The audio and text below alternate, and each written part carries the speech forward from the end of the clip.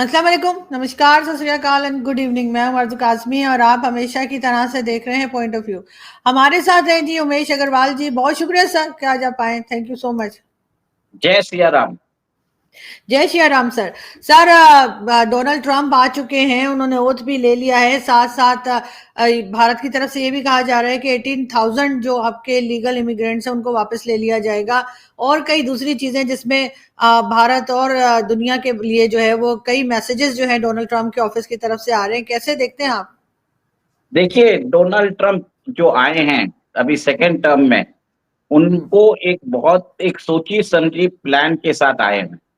उनका 2000 टू 2020 जो रूल था, उस समय वो पॉलिटिकल नोवाइस थे। उनको मालूम नहीं था किसको बुलाना, किसको रखना, कैसे बात करना, कैसे स्ट्रेटेजी फॉर्मुलेट करना।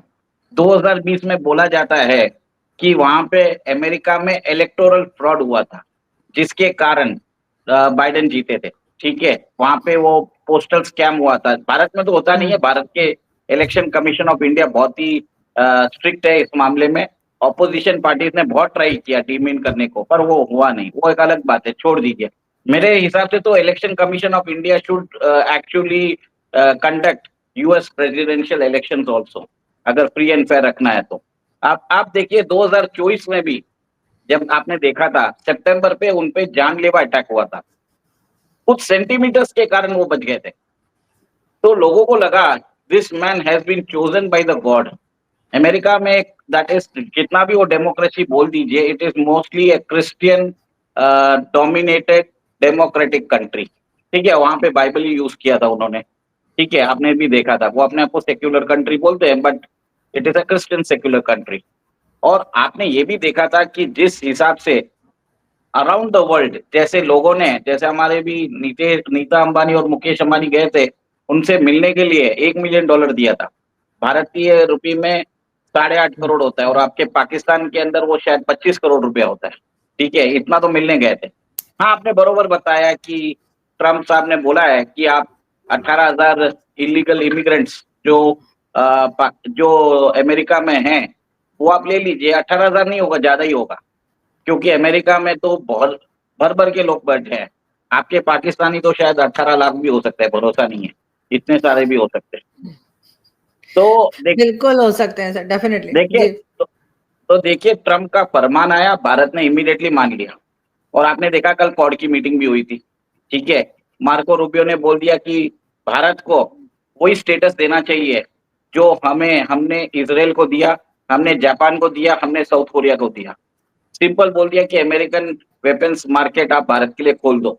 भारत भारत यहाँ से हमसे परचेज करेगा, क्योंकि उसको मालूम है पाकिस्तान आया तो सीधा एडी मांगेगा, तो उसको देने में मतलब नहीं है। और ट्रम्प बिजनेसमैन है, उसको मालूम है पैसा कहाँ है, और उसको मालूम है भारत की रिक्वायरमेंट्स क्या है। तो देखिए, जैसे अमेरिका ने अभी किया है, रिपोर्ट्स आ रही है, हमारा जो इंजन है GF404, उसका भी दाम 50% बढ़ा दिया उन्होंने। तो ठीक है, हमें वो फरमान मानना पड़ेगा, क्योंकि अब है शहंशाह ट्रम्प। अब ये नेक्स्ट 4 इयर्स उनकी उनकी राजशाही है। वो जो बोलेंगे, जो उनका जो बोलते हैं ना थॉट प्रोसेस, इस wish is it will be the command for the world. तो रोज सुबह हमें अभी क्या करना चाहिए, उठ के सबसे पहले उनका जो सोशल मीडिया प्लेटफॉर्म है ट्रूथ सोशल, उसमें जाके ट्रम्प का देख लेना कि क्या क्या बोला है इन्होंने। क्योंकि ये आदमी पक्का है, जो बोलता है वो पक्का करेगा, और जो नहीं भी बोलता है वो भी करता है। इमीडिएटली आपने देखा है कि उसने इमरजेंसी डिक्लेयर कर दी, अपने सोल्जर्स को बोल दिया मेक्सिको पे बॉर्डर में जाके आप तैनाती कर दी, जितनी भी इंटरनेशनल एड थी सब बंद कर दिया। मतलब बोला किसी को कोई पैसा नहीं देगा हमने। और WHO से अपने आप को हटा लिया। अब बोलता है हम $500 बिलियन उनको देते हैं, पर WHO तो चाइना का बात मानता है, वो चाइना का माउथ पीस है, मैं क्यों पैसा दूं। तो एक तरह से मैं बोलता हूँ इज अ परफेक्ट बिजनेसमैन। उनका एक ही चीज है, मेक अमेरिका ग्रेट अगेन। उनको किसी से कोई फर्क नहीं पड़ता। आपने देखा है कि H1B वीजा के लिए ट्रम्प ने भी कुछ बोला था, विवेक रामास्वामी ने भी बोला था। लास्ट में क्या हुआ, विवेक रामास्वामी को हटना पड़ा। और मस्क ने क्या किया, मस्क बोल रहा है कि मस्क ने अपना फोकस अभी यूरोप पे डाल दिया, वो अमेरिका पे ध्यान ही नहीं दे रहे, क्योंकि वो चाहते ही नहीं है कि वो अमेरिकन प्रेसिडेंट के सामने ऑल्टरनेटिव क्रिएट करें। लोग बोलते हैं कि Elon Musk controls Donald Trump. अब ये स्टेटमेंट से क्या हुआ, डोनाल्ड ट्रम्प ने बता दिया जो मैं चाहूंगा वही होगा और आपको हमारी बात माननी पड़ेगी। देखिए चाइनीज वाइस प्रेसिडेंट को बुलाता है वो उधर, और उधर बोलता है मैं पनामा कैनाल को ले लूंगा क्योंकि चाइना इंटरफियर कर रहा है। इतनी बेइज्जती करती उनकी। आपने देखा है कि कैसे गवर्नर ऑफ ट्रूडो को कैसे गवर्नर ऑफ कनाडा बता दिया। आप सोचिए, प्राइम मिनिस्टर को गवर्नर बता दिया, उसका पॉलिटिकल कैरियर ही खत्म कर दिया। अभी ट्रूडो इतना शर्मसार हो गया है कि उसने बोला कि मैं अब मुझे खड़ा ही नहीं होना है। तो ट्रम्प एक तरह से स्टेटमेंट दे रहा है कि ये अमेरिकन, इसको बोलते हैं अमेरिकन दादागिरी, American hegemony, American exceptionalism, American rule based order, ये सब बहुत सारे वर्ड्स कॉइन करते हैं जो सो कॉल्ड एक्सपर्ट्स। तो वो बात है, आज अमेरिका में लग रहा है लोगों को कि हमारे पास इतनी पावर होने के बाद जो बाइडेन जैसा प्रेसिडेंट है वो कुछ काम का नहीं है। ऊपर चढ़ते समय तो सीढ़ियों से गिर जाता है, किससे बात करता है उसको ही नहीं मालूम, किसको नाम भी रिमेम्बर नहीं करता है। तो अमेरिका का सोच समझ में नहीं आता कि इतना पावर रख के करे क्या। ट्रंप ने उसी एस्पिरेशन को जगाया, अमेरिकन नेशनलिज्म को, और वो हर चीज को उसी को सपोर्ट करता जा रहा है। उसका स्लोगन देखिए, make America great again, God save America, America rising. तो एक तरह से स्लोगन्स के कारण वो अभी 1 साल तो उसका हनीमून पीरियड चलता रहेगा। अभी कुछ तो सर उसको डर किस बात का है जो गॉड सेव अमेरिका का वो बोल रहा है, तो वो उसको किससे डर है? कौन से ऐसे लोग हैं जो जिससे अमेरिका डर रहा है? देखिए अमेरिका के अंदर पिछले बहुत सालों से जो अमेरिकन प्रेसिडेंट्स आए हैं, भले वो रिपब्लिकन हो या डेमोक्रेट्स हो, उन्होंने अमेरिका का बेड़ा गर्क कर दिया। जो जो बताया जाता है 2001 में जो अटैक्स हुए थे, वो अमेरिका को मालूम था वो अटैक्स होने वाले हैं। ठीक है, कुछ रिपोर्ट्स आई है ऐसे कि उसमें बताया गया है कि वो चाहते तो रोक सकते थे, उन्होंने अलाउ किया। पेंटागन में जो अमेरिकन प्लेन जाके वहां पे टकराया था, उधर $2 ट्रिलियन का इन्वेस्टिगेशन चल रहा था डिफेंस स्पेंडिंग का, वो सारा का सारा सबूत जल गया उधर।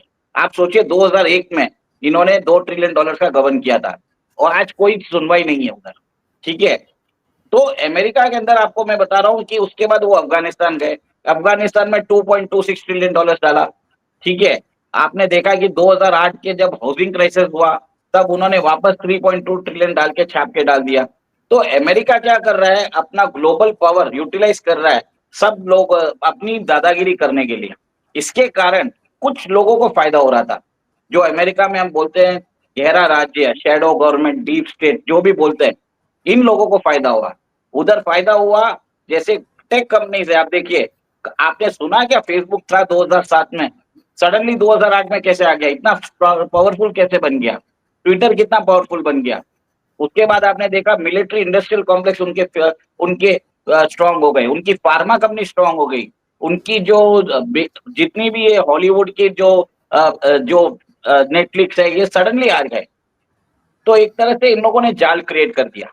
इसमें क्या हुआ, अमेरिका की सिक्योरिटी कॉम्प्रोमाइज हो गई।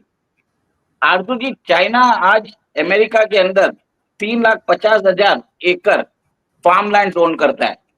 चाइना ने बहुत सारे अमेरिकन पोर्ट्स के उनका कब्जा है, क्योंकि चाइनीज नेशनल वो ऑपरेट करते हैं। आप ये देखिए, खुद मार्को रूबियो ने ये बताया है कि अगर इस बार अगर चाइना को अगर हम काउंटर नहीं किए तो कुछ सालों में अमेरिका अंदर से विघटन हो जाएगा। इसके लिए अमेरिकन लोगों को भी समझ में आ गया। आप देखिए उधर उन्होंने बोला they recognise only two two sexes, male and female. ये जो बाकी जो LGBTQ है, एडवोकेसी ग्रुप्स है, जितने भी एक्टिविज्म है, जिसके काम से प्रोटेस्ट करते हैं, सबको सबको बोल दिया कि आप ठंडे बस्ते में डाल दिया, सबको काम करिए। ठीक है, जो EV व्हीकल्स था, जिसका जो क्लाइमेट चेंज की इतनी सारी बात कर रहे थे, पेरिस अकॉर्ड, उन सब से अपने आप को दरकिनार कर दिया। तो डोनाल्ड ट्रंप का एक ही सिस्टम है कि अमेरिकन जनता को क्या फायदा होता है, और उन्होंने, आप सोचिए 1,500 लोग जिन्होंने कैपिटल हिल पे अटैक किया था 2020 में, उनको क्षमा कर दिया, उनको प्रेसिडेंशियल पार्डन और इम्यूनिटी दे दिया। तो इसका मतलब क्या है, वो मैसेज दे रहे हैं कि अगर आप मेरे साथ हो मैं आपका ध्यान रखूंगा।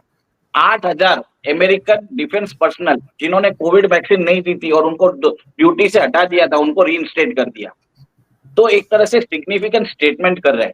जो ये फर्स्ट डे का, जो आप सोचिए 100 एग्जीक्यूटिव ऑर्डर्स उन्होंने डाले, और पिछले 4 साल में 2016 से 2020 के अंदर उन्होंने 4 साल में 220 एग्जीक्यूटिव ऑर्डर डाले थे और सिर्फ एक दिन में 100 एग्जीक्यूटिव ऑर्डर डाल दिए।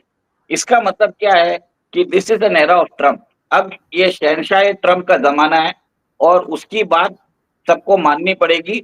भले ही आप कुछ भी बोलो, हम सॉवरेनिटी है, फाइनेंशियल सॉवरेनिटी, इकोनॉमिक सॉवरेनिटी कुछ भी नहीं है।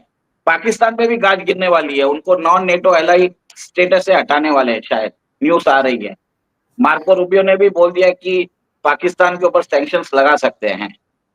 रेट तो बंद ही कर दिया, पैसा तो देने वाले नहीं है।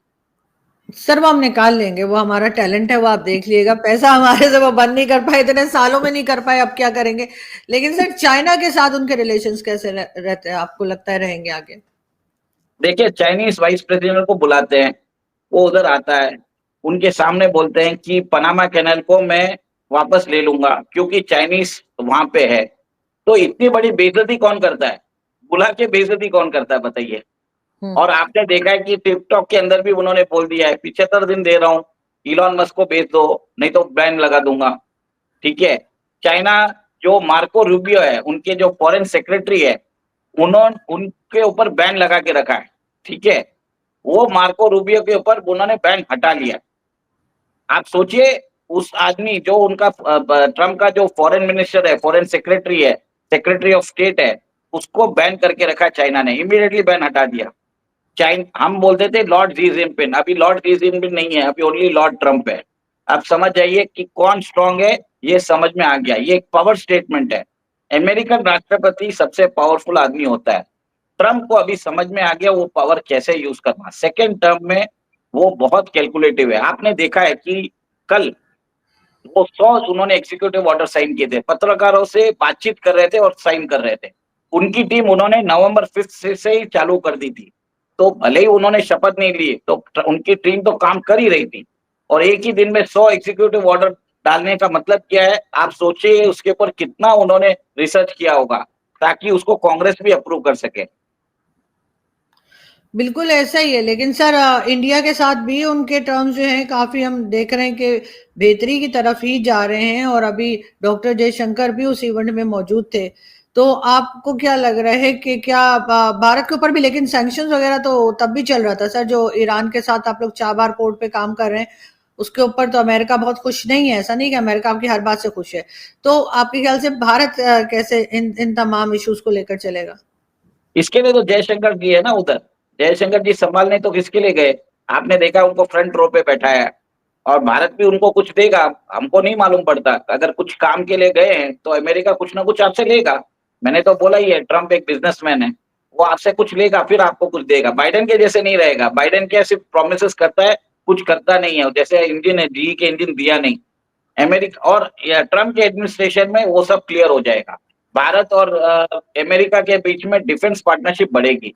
इसका सीधा मतलब एक ही है कि अमेरिका अपने जहाज है, अपने फाइटर जेट से, अपनी जो मिलिट्री इक्विपमेंट है, भारत को बेचेगा। उसको पैसे से मतलब, जो पैसा देगा उसको माल बेचेगा। उसको एक अलग ही तरीके से एक नाम दे देगा, कॉम्प्रिहेंसिव स्ट्रेटेजिक पार्टनरशिप। ये सब इन लोगों के वर्ड्स है। सिंपल सा चीज है, बिजनेसमैन है, अमेरिकन कॉर्पोरेशन को क्या फायदा होता है वो काम करेगा। इट्स क्या बोलते हैं, गिव एंड टेक रिलेशनशिप। आप हमसे ज्यादा उम्मीद मत रखो, आपसे क्या फायदा हो सकता है वो बताओ पहले, फिर हमको मर्जी होगा तो हम देंगे। लेकिन सर इजराइल हमास के बारे में भी उन्होंने कहा था कि वो ये वॉर भी रुकवाएंगे, और खैर सीज फायर तो हो गया है। तो आपको लग रहा है कि नेतन्याहू जो है वो डोनाल्ड ट्रम्प की बात सुनेंगे? क्या ये लंबे अरसे के लिए चलेगा, ये जो जंग बंद हुई है? देखिए, डोनाल्ड ट्रम्प की बात सबको सुनना पड़ेगा, क्योंकि सबको मालूम है ये आदमी अगर बोलता है तो करता भी है। और उसने बोला है कि अगर आपने हमास को बोल दिया कि अगर आपने नहीं माना तो मैं इंश्योर करूंगा कि आप धरती के कोई भी कोने में आप छुप नहीं पाओगे।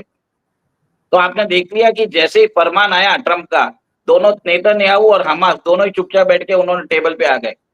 अब ये इसको बोलते हैं डर।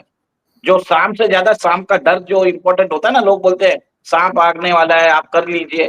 ट्रम्प का डर बैठ गया। और ये अमेरिकन दादागिरी आप नेक्स्ट 4 इयर्स आप देखेंगे। लेकिन सर अमेरिका की तो अपनी इकोनॉमी कही जा रही है कि काफी खराब है। वहां पर जो लोग अमेरिकन ही जो हैं वो बहुत ज्यादा जॉबलेस हैं और उनके अपने यहाँ काफी प्रॉब्लम्स चल रही, तभी तो बार बार कह रहे हैं कि मेक अमेरिका ग्रेट अगेन। तो जाहिर है अमेरिका ग्रेट नहीं रहा उनके हिसाब से। तो वो सबसे पहले अपनी चीजों को फिक्स करेंगे या वो बाकी दुनिया की जंगें बंद कराते रहेंगे? देखिए, अमेरिका का एक ही सिस्टम है, दुनिया के अंदर जंग कराते रहो, लोगों को वेपन्स देते रहो, फिर वो जब कंट्री दफा हो जाती है तो उसको रिकंस्ट्रक्शन एफर्ट्स के नाम पे उस तर कॉन्ट्रैक्ट्स ले लो। जैसे यूक्रेन में आपने देखा है 40% एग्रीकल्चरल लैंड अभी ब्लैक रॉक के पास है। अब यूक्रेन का वॉर बंद होगा, पर जब अमेरिकन कंपनीज को लगेगा कि चलो अभी हम यूक्रेन के सारे रिसोर्स पे हमारा कब्जा होगा। लेबनान के अंदर वो इतनी बड़ी अभी एम्बेसी बना रहे हैं, 43 एकड़ पे एम्बेसी बना रहे हैं। आप सोचिए इतनी बड़ी एम्बेसी किसके लिए जरूरत है। और अमेरिका का एक ही चीज है कि अमेरिका चाहेगा कि उसका फायदा कहाँ है। और ये जो आदमी है पक्का बिजनेसमैन है। He is not president Trump, he is businessman Trump. बिल्कुल ऐसा ही है। और सर, क्या बिजनेस मैन अगर हो कोई, चाहे हमारे यहाँ शहबाज शरीफ या नवाज शरीफ साहब को भी यही समझा जाता है कि क्योंकि वो बिजनेस कम्युनिटी से हैं तो वो बिजनेस को ज्यादा अच्छा समझते हैं। इसी तरीके से अमेरिका में डोनाल्ड ट्रंप साहब जो हैं वो भी एक तरह से बिजनेसमैन है। और अभी मुकेश अंबानी साहब के साथ भी उनकी फोटोज आई हैं। तो वो आपको लगता है कि कोई भी ऐसा प्रेसिडेंट आ जाए या प्राइम मिनिस्टर आ जाए जो बिजनेस कम्युनिटी से हो तो वो ज्यादा बेहतर चला सकता है कंट्री को? देखिए प्रॉब्लम क्या है, पाकिस्तान में भले ही नवाज शरीफ या शहबाज शरीफ बिजनेस कम्युनिटी से आते हैं, बट वो अगर चाहे भी तो काम करने के लिए पाकिस्तान की आवाम के लिए तो नहीं कर पाएंगे, क्योंकि वहां पे बहुत सारे प्रॉब्लम्स है, इंटरनल प्रॉब्लम्स बहुत सारे हैं। अब वो ठीक करने जाएंगे एक प्रॉब्लम तो दूसरा प्रॉब्लम खड़ा हो जाता है। आप देखिए आपके शहबाज शरीफ उनके पास खुद की मेजोरिटी नहीं है, वो बिलावल भुट्टो के भरोसे ठहरे हुए, क्या काम कर सकते हैं। और आपके जो प्राइम मिनिस्टर है आप इमरान खान, आपने तो उनको 14 साल का वनवास दे दिया। तो वो जो आदमी सही है उसको तो आप अंदर बंद कर देते हो, और जो करप्ट होते हैं आपने उनको बैठा दिया है। और बात करें प्रेसिडेंट ट्रम्प की, तो ट्रम्प भी कोई दूध के दूल्हे नहीं है। बट आप सोचिए ट्रम्प की एज क्या है, 78 है। रिटायर होंगे तब 82 ईयर्स के होंगे। तो आदमी अभी पैसे के लिए काम नहीं करता है, काम करता है अपने नाम के लिए, अपनी लेगेसी के लिए, लोग कैसे उसको जानेंगे। तो आपने देखा कि शोमैन जैसे आप ट्रम्प ने जिस हिसाब से ट्रिक्स करते हैं, तो शोमैन जैसे काम करते हैं। आज वो ऐसे आदमी हैं अगर कहीं भी जाके खड़े हो जाएं तो पूरा हॉलीवुड एक जगह, ये ट्रम्प एक जगह। तो ट्रम्प को लोग ज्यादा जानते हैं, उनकी फॉलोइंग देखिए, कल्ट देखिए, लोग उधर उनको एडमायर करते हैं। और जितने भी डेमोक्रेट्स थे जो चिल्ला रहे थे वो सब चुपचाप धीरे धीरे बैठ जाएंगे, किसी को सुनने वाले नहीं है। अमेरिकन पब्लिक अभी चाहती है कि उनका लीडर ऐसा रहे जो अमेरिका की दादागिरी विश्व पे स्थापित कर सके। डोनाल्ड ट्रंप के अंदर उनको वो लीडर दिखता है, और इसीलिए उन्होंने उसको वोट किया। देखिए 312 वोट मिले उनको 538 में, तो वो बात बताता है 60% से ऊपर वोट मिला है उनको। और डेमोक्रेट्स के पास कोई लीडर भी नहीं था उनके सामने खड़े रहने के लिए। आप सोचिए जब जो बाइडेन तो डर गया, कमला हैरिस जो नॉन एंटिटी थी उसको सामने कर दिया। और आप देखिए आपने देखा क्या हाल हुआ कमला हैरिस का, क्योंकि अमेरिकन जनता चाहती है कि एक आदमी ऐसा बने जो उनके लिए सोचे, अमेरिका के लिए सोचे, अमेरिकन कॉर्पोरेट्स के लिए नहीं। लेकिन सर, एलन मस्क का क्या रोल रहेगा ट्रम्प की गवर्नमेंट में? ये भी कहा जा रहा है कि पीछे से गवर्नमेंट तो उन्होंने चलानी है जैसे पहले ओबामा चलाया करते थे। देखिए मैं एक ही चीज जानता हूं, आज जिस हिसाब से डोनाल्ड ट्रंप ने उनको भले ही डिपार्टमेंट ऑफ गवर्नमेंट एफिशिएंसी बना दिया है, कोई बड़ा रोल नहीं है उनका, सिर्फ एडवाइजरी रोल है। और मस्क को भी मालूम है कि ट्रंप के अगेंस्ट को नहीं जा सकते, क्योंकि वो अमेरिका के बादशाह है। तो ट्रंप, आपने देखा होगा कि मस्क अभी यूरोप के अंदर अपना स्टेटमेंट दे रहे हैं।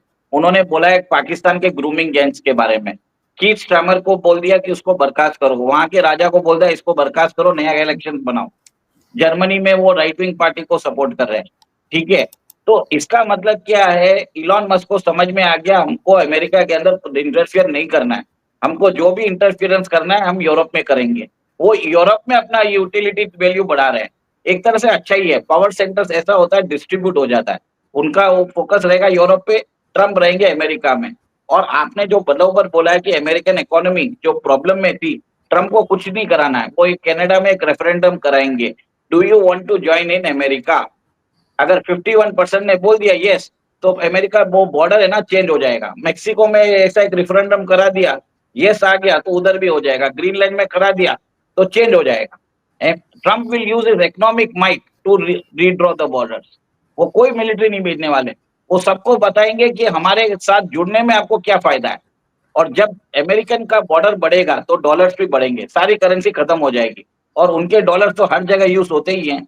ऐसा है कि नॉर्थ कोरिया वाला भी, नॉर्थ कोरिया का जो किम जोंग जो भी है, वो प्रिंट करता है फेक डॉलर्स, और वो अपने फेक डॉलर से अपनी इकोनॉमी चला रहा है। बिल्कुल ऐसा ही है सर, लेकिन खैर देखते हैं सर कि क्या आगे जाके ट्रम्प करते हैं, और सबकी नजरें इस वक्त उन्हीं के ऊपर है। इस वक्त सबसे ज्यादा हॉट टॉपिक जो है वो ट्रम्प ही चल रहे हैं। बहुत शुक्रिया कि आपने आज ज्वाइन किया जी। एक चीज बोलूंगा आगे से, एक वर्ड याद रखिए, ट्रम्पिज्म। कैपिटलिज्म, सोशलिज्म सब भूल जाइए। अगले 4 साल ओनली ट्रम्पिज्म चलेगा, ट्रम्प प्लस इज्म, बाकी सारे इज्म भूल जाइए। बस इतना ही बोलूंगा। बिल्कुल ऐसा ही है sir. Thank you so much, आपने ज्वाइन किया। Thank you. जय श्री राम।